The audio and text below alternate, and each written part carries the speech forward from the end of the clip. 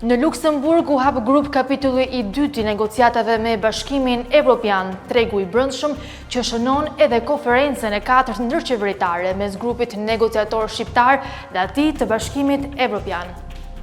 Agjencia për Zhvillim Bujqësor dhe Rural njoftoi se janë hapur aplikimet për skema kombëtare të mbështetjes në bujqësi për vitin 2025.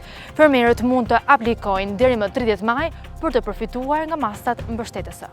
Kreu i Komisionit Qendror të Zgjedhjeve Ilirian Celibashi njoftoi se janë dërguar rreth 90.000 zarfe zgjedhore drejt emigrantëve që punojnë dhe jetojnë jashtë vendit. Banka Evropiane për Ndërtim dhe Zhvillim ka miratuar kredin sovrane 22.5 milion euro për operatorin e shpërndarjes së energjisë elektrike. Nëpërmjet kësaj huaje do të ndërtohet nën stacionin nën toksor në qendër të Tiranës, i pari i këtij lloji në vendin tonë.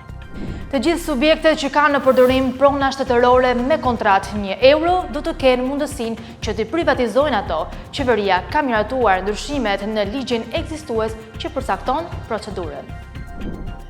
Këto ishin top 5 lajmet kryesore të javës me mua Ernilda Luzi. Ndërkohë për më shumë informacion mund të shkarkoni aplikacionin Scan TV në App Store dhe Google Play.